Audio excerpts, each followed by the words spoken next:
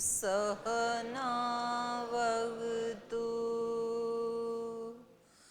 सहनौ भुनक्तु सह वीर्यं करवावहै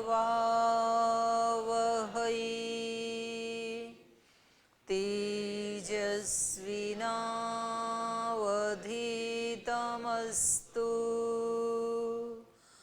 मा विद्विषावहै। ॐ शान्ति शान्ति शान्तिः।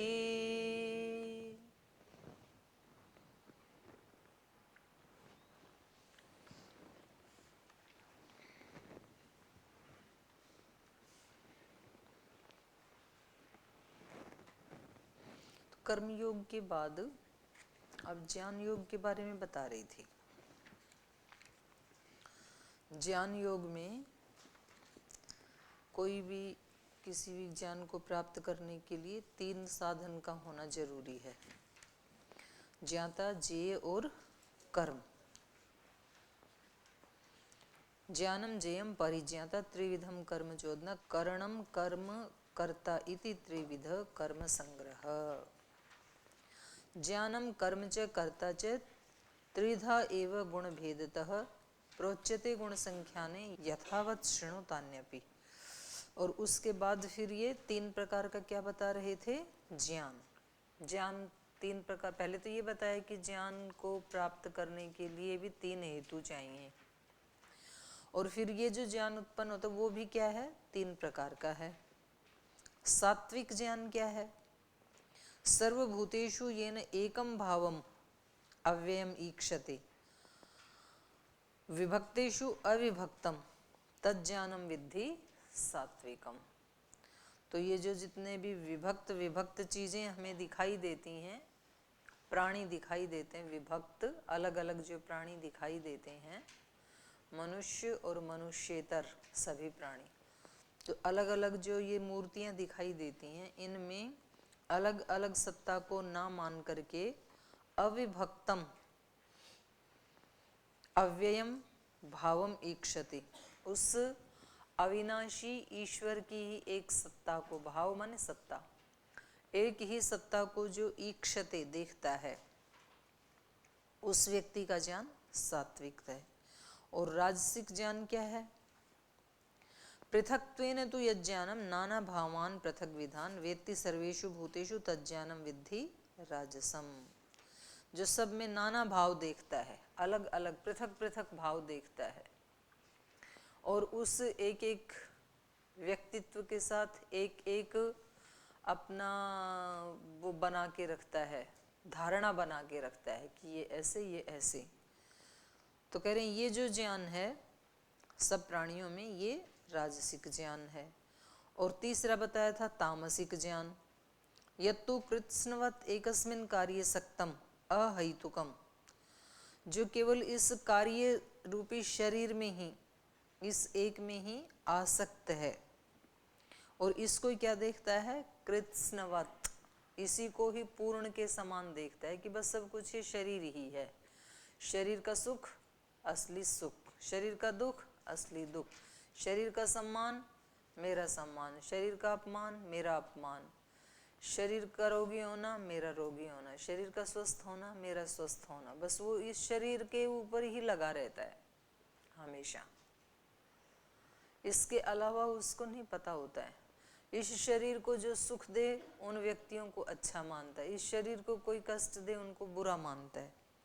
तो ये सारा इस शरीर को ही कृत्स्नवत् एकस्मिन् कार्ये, इस एक कार्य रूपी शरीर में संपूर्ण की तरह से जो व्यवहार करता है कि बस सारा मेरा तो ये ही है। हम चारवाक को तो कोसते रहते हैं, लेकिन बहुत सारे लोगों का जीवन चारवाक जैसा ही होता है। वो शरीर के अलावा किसी दूसरे के शरीर की मतलब परवाह नहीं करते। उनको जब दूसरे के शरीर को भी कोई सुख सुविधा मिलने का अवसर हो और अपने शरीर को भी हो, तब वो अपने वाले को देते हैं, दूसरे वाले की परवाह नहीं करते। और कभी इच्छा हो तो कभी उसको धक्का मार के भी खुद आगे बढ़ते हैं शरीर के रूप में। तो ये क्या है? अतत्वार्थवत अल्पम। ये कैसा ज्ञान है? ये तत्वार्थ नहीं है, माने तत्वार्थता से रहित है। अतत्वार्थवत माने यथार्थता से रहित है। ये अतत्वार्थवत यथार्थता से रहित जैसा। अल्पम, ये जो इसका अल्प ज्ञान है, माने शरीर को ये सब माने बैठा है। तत्तामसम उदाहृतम, ये ज्ञान कैसा है? तामस ज्ञान है। तो ये राजस और तामस में से हम कहाँ हैं, ये हमें देखना चाहिए। तो तामस में है तब तो बहुत ही गलत बात है, तब तो राजसिक ज्ञान के लिए कम से कम प्रयास करना चाहिए।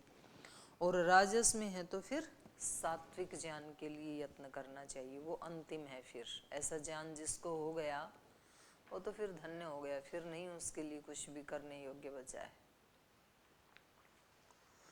तो ये गीता जो है ना, ये अपने आप में मतलब एक संपूर्ण, इसको कहेंगे संपूर्ण शास्त्र है ये, इसमें कुछ बचा नहीं। क्योंकि भगवान योगेश्वर कृष्ण को ये स्वीकार नहीं है कि आप 1-2 घंटा सुबह शाम पूजा पाठ करें, ध्यान उपासना करें और दिन में फिर आप जो मर्जी करें, जो भी आपका काम है वो करें और जैसे भी करें, ये इनको स्वीकार नहीं है। ये कहते हैं कि हर काम ही क्या होना चाहिए? यज्ञीय होना चाहिए। सुबह सुबह यज्ञ कर लिया, शाम को यज्ञ कर लिया, इतना पर्याप्त नहीं है इनकी दृष्टि में। तो ये हमारे हर काम को एक पूजा जैसे बनाना चाहते हैं, और वो तो तभी बन सकता है जितना जितना हमारा ज्ञान परिष्कृत होगा। इसलिए ज्ञान को भी नहीं छोड़ते हैं। ऐसे नहीं कहते हैं कि ये ज्ञान ज्ञान की क्या बात है, अपने काम काम करते रहो, ऐसे नहीं कहते हैं, क्योंकि काम तो हमारे ज्ञान के अनुसार ही होते हैं। तो इसलिए इन्होंने बिल्कुल तीनों को बराबर महत्व दिया है, ज्ञान को भी, कर्म को भी, भक्ति को भी। क्योंकि जिसका हृदय भक्ति से भरा हुआ नहीं है तो भी उसके कर्म सात्विक नहीं हो सकते हैं। फिर अहंकार लगा रहेगा उनके कर्मों में भी। तो भक्ति भी जरूर होनी चाहिए। तो अर्जुन को ये क्या बना रहे हैं? ये ज्ञानी भी बना रहे हैं, कर्मयोगी भी बना रहे हैं, भक्त भी बना रहे हैं, तीनों बना रहे हैं। और इन तीनों का जो कॉम्बिनेशन है वो ही किसी मनुष्य को पूर्ण मनुष्य बनाता है। एक की भी न्यूनता है ना तो फिर वो पूर्णता नहीं आएगी उसमें। तो कुछ केवल ज्ञान के उपासक हैं और ज्ञान प्राप्त कर भी लेते हैं, लेकिन उनका आचरण और अंतःकरण दोनों ही अशुद्ध रह जाते हैं। ना तो व्यवहारिकता है जीवन में और ना अंतःकरण में भागवत भाव की दृष्टि है। पृथक पृथक देखते हैं, टैग लगाते हैं, और जितने ज्यादा ज्ञानी उतने ज्यादा टैग लगाते हैं। तो फिर वो ज्ञान जो है ना वो फिर अपना उद्धार करने वाला नहीं बनता है। कुछ केवल कर्म में लगे हैं, बोले हमें कुछ नहीं पढ़ना, अपने काम करते रहो, ये फालतू लोगों के काम है, क्लास से पिंड छूटे किसी तरह से। लोग उनको पता ही नहीं है क्लास क्या है। क्लास है उन महापुरुषों के जीवन के बारे में पढ़ना जिन्होंने अपने जीवन को सफल बनाया, जिन्होंने मानव जीवन को सफल बनाया, उनकी जीवनी पढ़ना, यही क्लास है गुरुकुल में। तो चाहे वो जीवनी अर्जुन की है, चाहे वो कृष्ण की है, चाहे वो पतंजलि की है, चाहे कपिल ऋषि की है, चाहे गौतम कणाद की, किसी की भी है, तो हम क्या पढ़ते हैं? उनके जीवन चरित्र को पढ़ते हैं, कैसे जिया उन्होंने और क्या अर्जित किया अपने जीवन से, और क्या दे के गए इस मानवता को, और हमने अभी तक क्या अर्जित किया, और कैसा अपना जीवन बनाया, और कैसा बनाने का इरादा है, और क्या दे करके जाने का संकल्प है। ये है क्लास। क्लास ये थोड़ी आज हम परीक्षा तो दे देंगे जैसे तैसे, छुट्टी कर दो हमारी। परीक्षा के लिए थोड़े ना आप क्लास में बुलाया जाता है, परीक्षा तो पहले बहुत दे आए हो आप, वही बेकार है। तो यहाँ डिग्री को यहाँ महत्व नहीं दिया जाता है, यहाँ महत्व दिया जाता है ज्ञान, कर्म, उपासना, तीनों को। तो हमारा जीवन अर्जुन जैसा बने या कृष्ण जैसा बने, इसलिए हम उनकी जीवनी पढ़ रही हैं। उनकी जीवनी ही है, और उनकी पूरी जीवनी तो है भी नहीं, ये तो एक छोटा सा पार्ट पढ़ रहे हैं हम।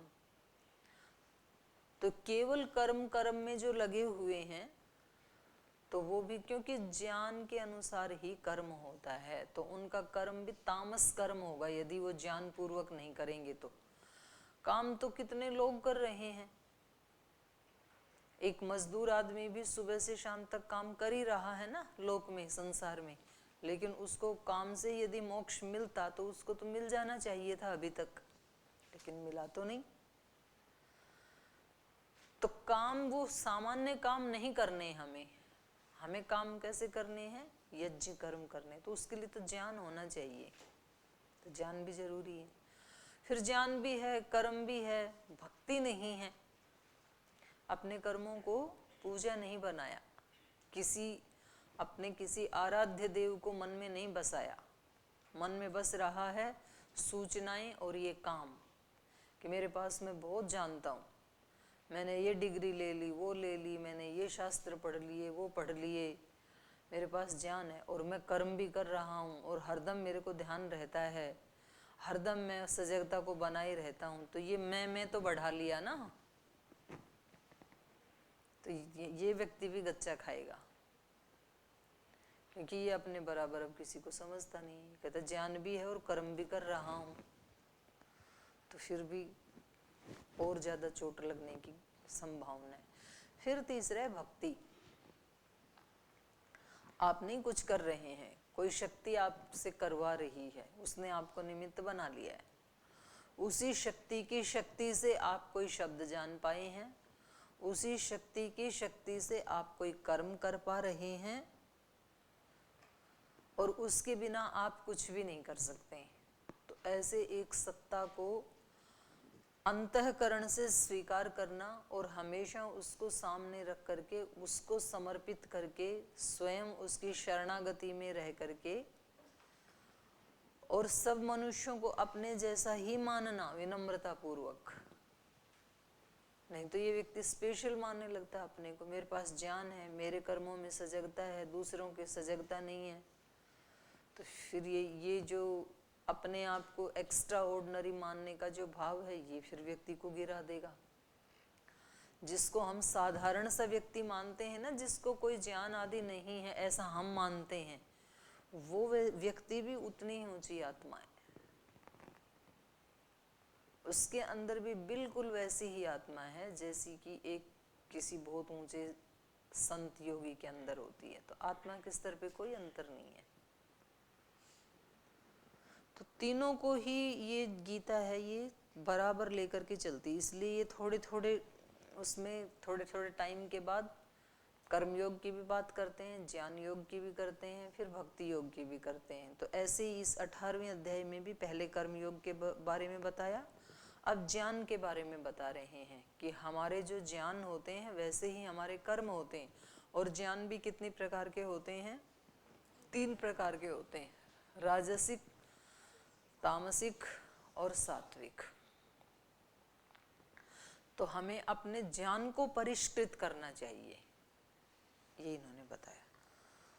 तो ये इसके आगे फिर पढ़ेंगे। इस अभी तक वाले में कोई प्रश्न हो तो आप पूछ लीजिए। कोई प्रश्न है आप तक के पाठ में?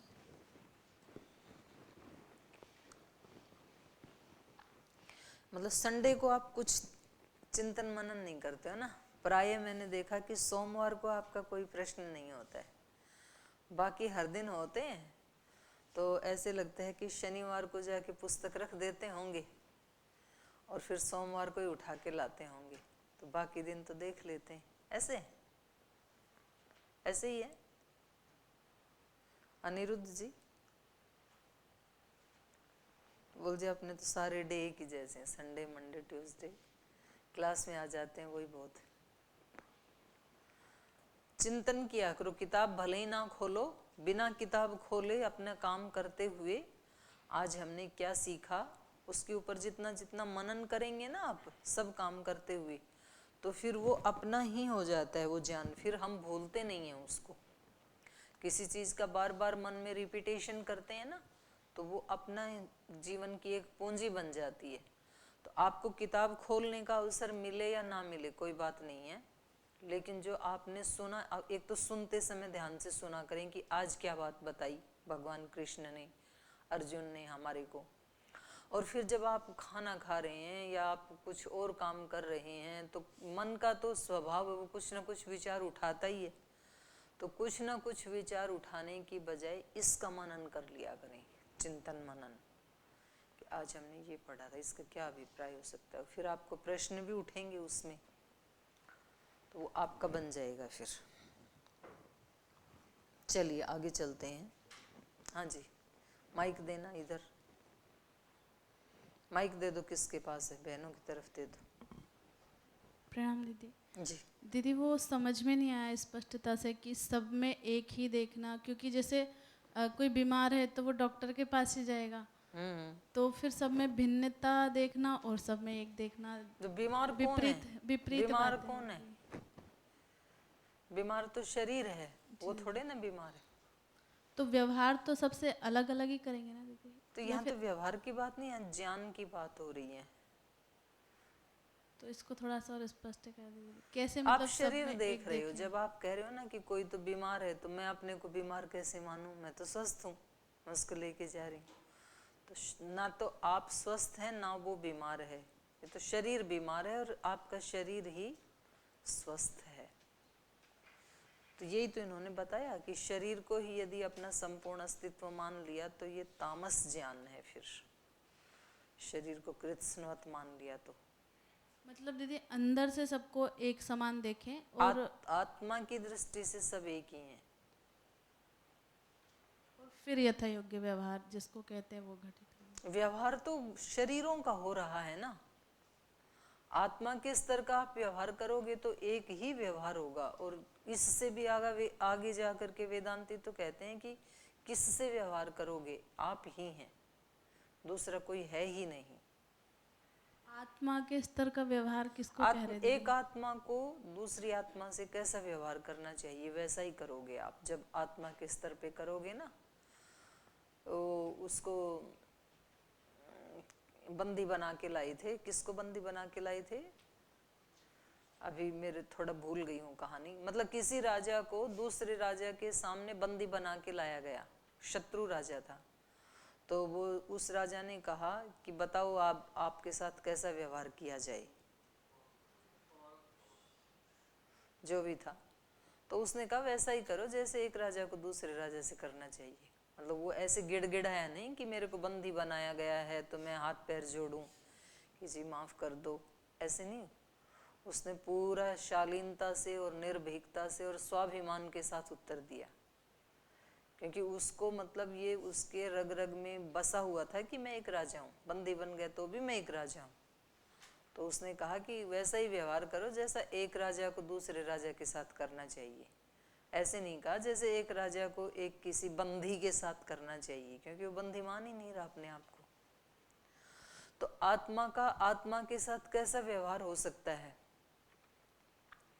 आत्मवत हम मानते हैं अपने संतानों को, माता पिता, तो कैसा व्यवहार करते हैं अपने बच्चों के साथ? एक माँ अपने छोटे बेबी के साथ कैसा व्यवहार करती है? मतलब उसको जी प्राण जैसे ही प्रिय मानती है ना, तो उसको थोड़ा सा भी कष्ट नहीं होना चाहिए।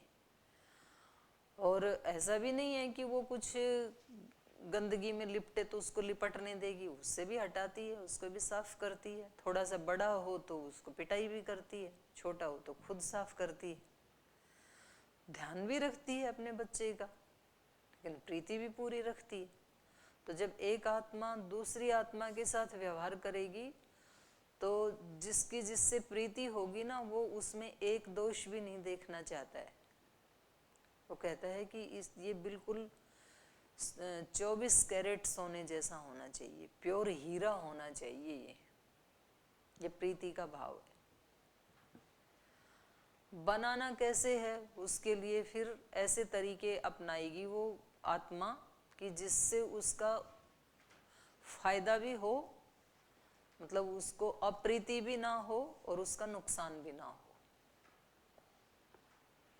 जिसकी हमारे से प्रीति नहीं है वो हमारे दोषों को हटाने की कोई कोशिश नहीं करेंगे, बल्कि करने दो, अपने आप पता लग जाएगा, भरेगा तब, मरेगा अपने आप।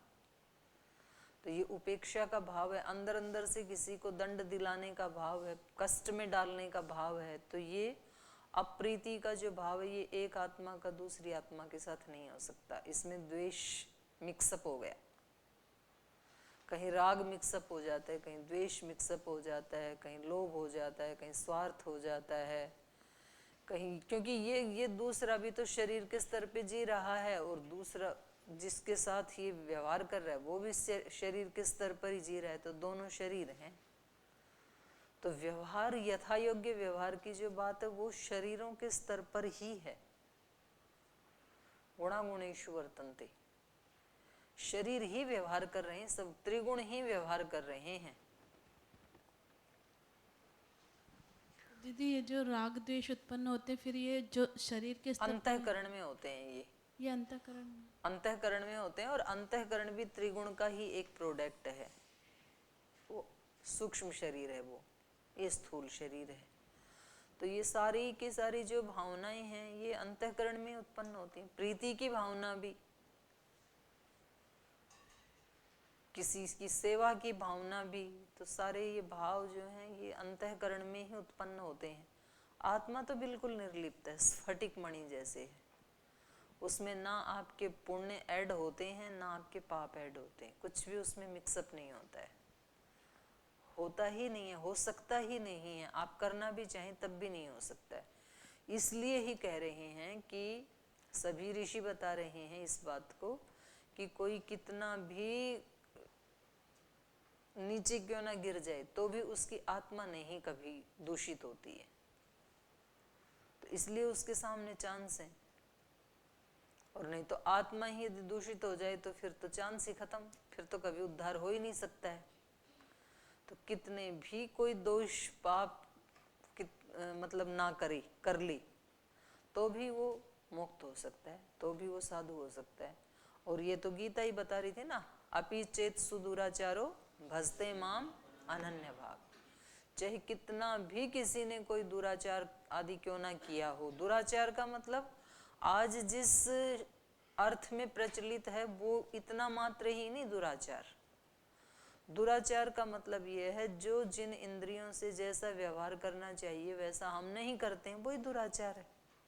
जैसे बुद्धि से हमारा ज्ञान कैसा होना चाहिए, सात्विक, जो इन्होंने सबसे सर्वोत्कृष्ट बताया, और हम वैसा ज्ञान ना करके उस बुद्धि से राजसिक या तामसिक हमारा जो ज्ञान है, ये बुद्धि का क्या है, दुराचार है, दुष्टाचरण।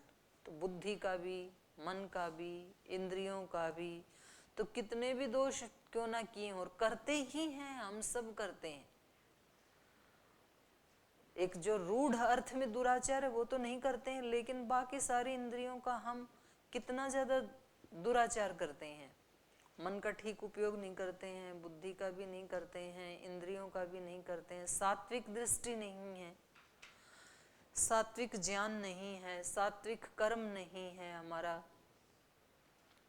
क्योंकि वो हो जाए तो फिर तो ये तो सिद्ध अवस्था हो गई और हम हैं साधक अवस्था में। तो साधक अवस्था में तो त्रुटियां होती ही हैं। तो भगवान जी कहते हैं कि कोई बात नहीं, कितनी भी त्रुटियां हो गई तो भी भजते माम अनन्य भाग। आज से, अब से जो अनन्य भक्त बन गया है मेरा, अनन्य भक्त मतलब आज से उसने सोच लिया कि मेरे सब कर्म ईश्वर के लिए, तो फिर वो अपने हर काम में वो प्रसन्नता, मतलब सुख लेगा, वो उसमें आनंद लेगा वो, क्योंकि वो भगवान के लिए कर रहा है, अपने आराध्य देव के लिए कर रहा है, जिससे वो सबसे ज्यादा प्रीति करता है उसके लिए कर रहा है, उसकी खुशी के लिए कर रहा है अपने हर काम को। तो कामों में आनंद आएगा उसको। आपको स्वामी जी महाराज बता दें कि भाई यहाँ मैं मेरी कुटी में थोड़ी सी झाड़ू लगा देना, तो तो कैसे लगाओगे झाड़ू? अच्छे से लगाओगे, मन में खुशी होगी कि दुख होगा? बहुत मतलब एनर्जी आ जाएगी आप में, आप इतने फटाफट फटाफट लगाओगे और सारा पोंछ दोगे, एकदम चकाचक कर दोगे। किसके लिए कर रहे हो वो काम? अपने गुरुदेव के लिए कर रहे हैं, तो इसलिए प्रसन्नता होती है। कोई मंदिर में सेवा करते हैं तो कितनी श्रद्धा से करते हैं, कितनी खुशी होती है वही काम करके। क्यों? उनको लगता है कि हम अपने आराध्य देव के लिए कर रहे हैं। ऐसे जो व्यक्ति अपने हर काम में ये सोचे कि ये तो मैं अपने प्रभु के लिए कर रहा हूँ, उनको खुश करने के लिए, उनको रिझाने के लिए, उनकी कृपा पाने के लिए कर रहा हूँ, तो फिर वो तो गो से थापते हुए भी आनंद लेता है। जनाबाई की कहानी सुनाई थी ना आपको। और ऐसे एक जनाबाई नहीं, यहाँ तो मतलब लाखों लाखों साधु संत ऋषि योगी मुनि हो चुके हैं। तो वो अपने कामों को कैसे करते थे? पूर्ण आनंद लेते हुए, क्योंकि उनको ये एहसास रहता था कि मैं उनके लिए कर रहा हूँ। तो इसलिए भगवान ने यहाँ कहा अपि चेत सुदुराचारो भजते माम अनन्य भाग। अनन्य भक्ति उसको ही कहते हैं कि और कुछ दिखता ही नहीं है, सब कर्म उसी के लिए, उसके अलावा और कुछ है ही नहीं। साधु रेव समंतव्य, तो उस व्यक्ति को साधु ही जानना चाहिए, वहां पर मानना चाहिए, ऐसे कहा। वो साधु हो गया ऐसा नहीं कहा। माना तो उसी को जाता है ना जो अभी ऐसा नहीं है, जो वैसा हो ही गया उसको तो क्या मानना फिर। तो हम कहते हैं ना कि भाई बादाम नहीं है तो चने को क्या मान लो? बादाम मान लो। मूंगफली को क्या मान लो? तो माना वहीं जाता है ना जब बादाम है नहीं। अगर बादाम ही है तो इसको बादाम मान लो, ऐसे तो नहीं ना कहते, है ही बादाम तो उसका क्या मानना।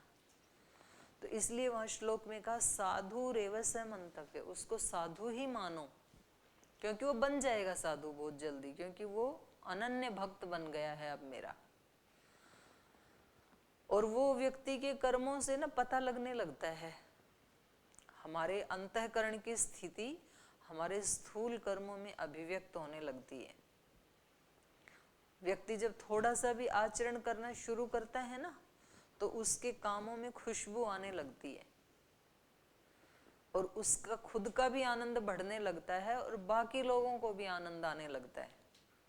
और जब कोई व्यक्ति अंदर से परेशान होकर कोई काम करता है, परेशान मतलब शान से परे होकर के, जो उसकी शान थी, एक आत्मा की जो डिग्निटी थी, उससे परे होकर के जो काम करता है परेशान, तो उसके कामों में दुर्गंध आने लगती है। फिर उसको खुद को भी अच्छा नहीं लगता है, जैसे ढो रहा है उन कामों को।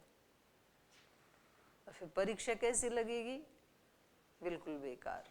पढ़ाई करना कैसा लगेगा? बिल्कुल बोरिंग। खेल कैसा लगेगा? बहुत अच्छा।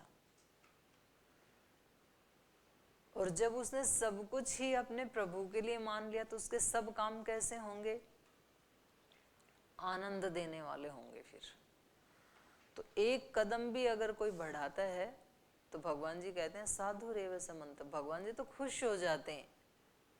जैसे किसी माँ का कोई बालक बहुत दिन से दुष्ट आचरण करता रहा हो, ना बोलने का सलीका, ना काम करने का, ना सोने का, ना खाने का, उल्टा पल्टा खाता रहा, बीड़ी सिगरेट पीता रहा, मांस मदिरा खाता रहा, देर तक सोता रहा, उठने के बाद गाली गलौज करता रहा, किसी की पिटाई करता रहा, और वो व्यक्ति एक दिन अचानक सुबह जल्दी उठने लग जाए और व्यायाम प्राणायाम करने लग जाए और उसके बाद ध्यान करने लग जाए, उसकी माँ को कैसा लगेगा?